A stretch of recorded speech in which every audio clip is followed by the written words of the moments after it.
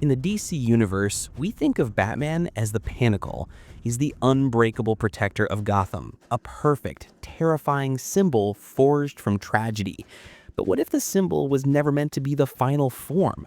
What if the greatest thing Batman ever created wasn't the legend of the Bat, but the man who would eventually step out of its shadow? This raises one of the most compelling questions in the Bat family's legacy. Would Dick Grayson actually be a better Batman than Bruce Wayne?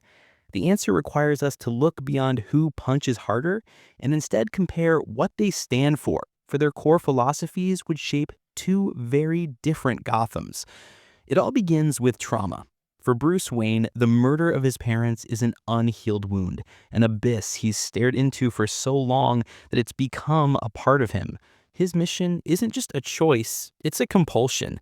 Batman is a cage he built to contain his own pain, a way to channel his rage into a focused, eternal war. He weaponizes fear because fear is the emotion that has controlled him since he was a child.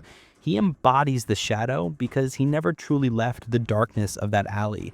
Bruce Wayne is the perfect Batman for a city perpetually at war, a necessary, eternal shadow holding the line against complete chaos.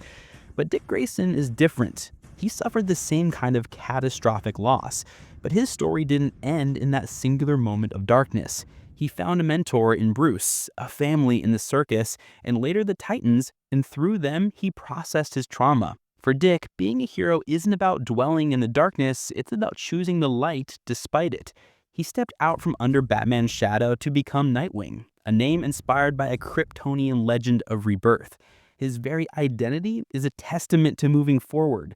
Where Bruce's philosophy is rooted in holding on to the past as a permanent scar, Dick's is about building a future. This fundamental difference in philosophy directly shapes their methods.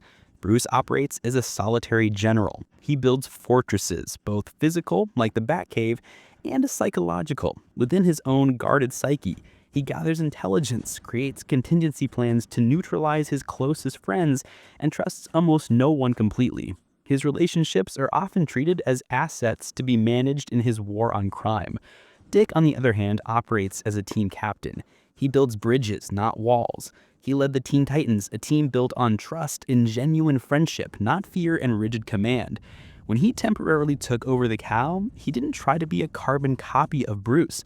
He was a more public, more approachable Batman who worked with the GCPD, not just above them. He mentored Damian Wayne with empathy, not just discipline. Bruce inspires fear and respect. Dick inspires trust and loyalty. One commands, the other collaborates. The end result of their tenures speak volumes. Bruce Wayne's Batman has created a Gotham that is protected but not healed. He's a brilliant defense mechanism, a constant who holds the line against annihilation. But his very nature creates a feedback loop. His terrifying, theatrical presence attracts equally terrifying and theatrical villains. He keeps the status quo from getting worse, but he seems unable to make it fundamentally better. He's fighting an endless war. A Batman like Dick Grayson, however, could change the very soul of the city. A Batman who smiles, who connects with people on the street, who represents hope instead of fear, that's a symbol that doesn't just scare criminals. It inspires citizens. It tells them that Gotham can be saved, not just survived. Bruce Wayne's goal is to ensure Gotham never has another Joe Chill. Dick Grayson's goal is to create a Gotham that doesn't produce Joe Chills in the first place. That is the ultimate victory, the end of the war. The answer isn't that one is good and one is bad. They are two different tools for two different jobs. Bruce Wayne is the Batman Gotham needed to survive its darkest hour. He is the avenging shadow, the necessary monster who stared into the abyss so no one else had to. He's the foundation, laid in pain and darkness. But Dick Grayson is the Batman that Gotham deserves in its future. He's the hero who can build on that foundation, transforming the mission from an endless, bitter war into a finite campaign for peace.